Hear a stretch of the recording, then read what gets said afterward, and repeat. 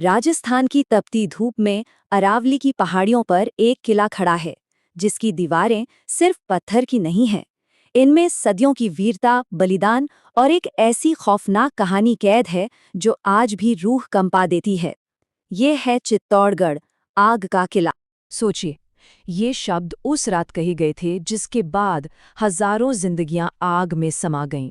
आखिर ऐसी क्या मजबूरी थी, ऐसी क्या नौबत आई कि लोगों ने मौत को गले लगाना बेहतर समझा। चलिए इस पूरी कहानी को परत दर परत समझते हैं। तो कहानी की शुरुआत होती है मेवाड़ की राजधानी चित्तौड़गढ़ किले से। ये सिर्फ एक किला नहीं था, ये राजपुताना की आन, बान और शान का प्रतीक था। ये उनके मान का कवच था, एक ऐसा सम्मान जिसके लिए जान देना मंजूर था, पर झुकना कभी नहीं। अंदाजा लगाइए ये कितना बड़ा था, पूरे 700 एकड़ में फैला हुआ। मतलब ये कोई छोटा मोटा किला नहीं, बल्कि एक ऊंची पहाड़ी पर बसा हुआ अपने आप में एक पूरा शहर था, एक आत्मनिर्भर धड़कता हुआ शहर। इस किले तक पहुंचना नामुमकिन सा था। एक के बाद एक 7 विशाल दरवाजे, इन्हें इस तरह बनाया गया था कि दुश्मन की सेना सीधे अंदर घुस ही न सके। हर दरवाजा एक नई जानलेवा चुनौती थी। ये एक भूल भुलैया थी, मौत की भूल भुलैया। इन दीवारों के अंदर एक बिल्कुल अलग दुनिया थी। यहाँ बड़े बड़े महल थे, प्राचीन मंदिर थे जहाँ सुबह शाम घंटियां बजती थीं, और कई सारे तालाब थे। संस्कृति, धर्म और वीरता सब एक साथ सांस ले रहे थे। लेकिन इस खुशहाल शहर पर एक बहुत ही काली नजर पड़ने वाली थी, और वो नजर थी दिल्ली के सुल्तान अलाउद्दीन खिलजी की। एक ऐसा शासक जो बेहद बेरहम था और जिसका बस एक ही सपना था, पूरे भारत पर कब्जा करना। और उसकी यही जिद चित्तौड़ के लिए मौत का साया बनकर आई। तो वजह क्या थी? उस वक्त चित्तौड़ पर राणा रतन सिंह का राज था, और उनकी रानी थी पद्मावती, जिनकी सुंदरता और समझदारी के किस्से दूर दूर तक मशहूर थे। बस जब ये बात खिलजी तक पहुंची तो वो रानी पद्मावती को पाने के लिए पागल हो गया, और यही जुनून 1303 में चित्तौड़ पर हुए हमले की वजह बना। खिलजी ने अपनी बड़ी सी सेना के साथ किले को चारों तरफ से घेर लिया। ये घेराबंदी 1-2 दिन नहीं, पूरे 8 महीने चली। 8 लंबे थका देने वाले महीने। धीरे धीरे किले के अंदर अनाज खत्म होने लगा, पानी खत्म होने लगा, और सबसे बुरी बात, उम्मीद खत्म होने लगी। वो जिंदा दिल शहर अब भूख और निराशा के अंधेरे में डूब रहा था।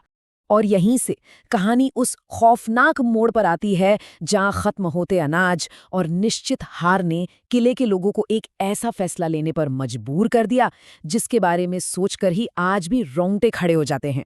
एक आखिरी भीषण लड़ाई लड़ी गई, और उसी में धोखे से राणा रतन सिंह पर हमला हुआ। वो वीरगति को प्राप्त हुए। राजा के गिरते ही जंग का नतीजा तय हो गया।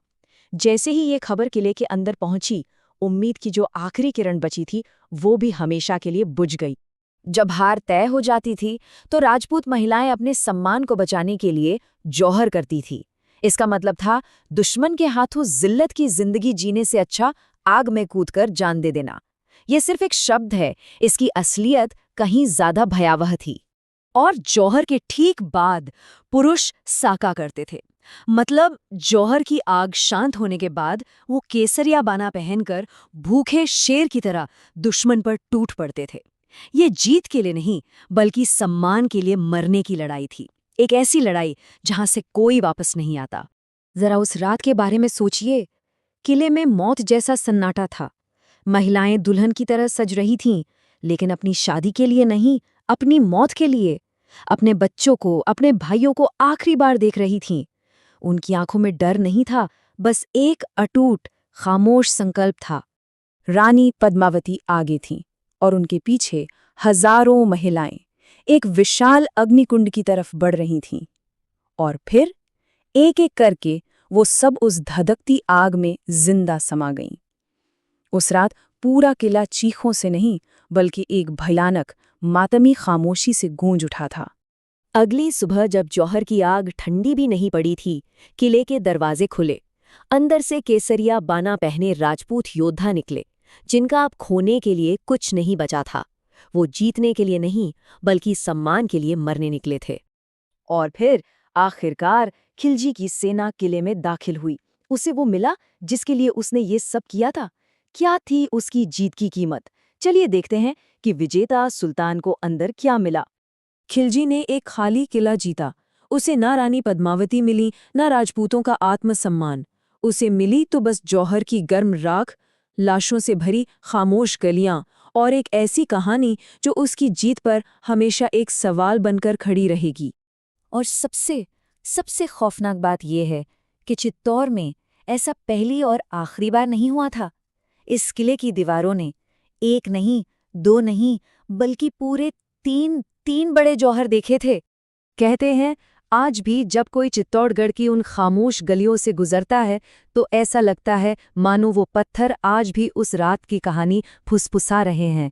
एक ऐसी कहानी जो हमें ये सोचने पर मजबूर करती है कि आखिर सम्मान की कीमत क्या हो सकती है। ऐसे ही और मजेदार वीडियो के लिए चैनल को सब्सक्राइब करें, लाइक करें और अपने दोस्तों के साथ शेयर जरूर करें।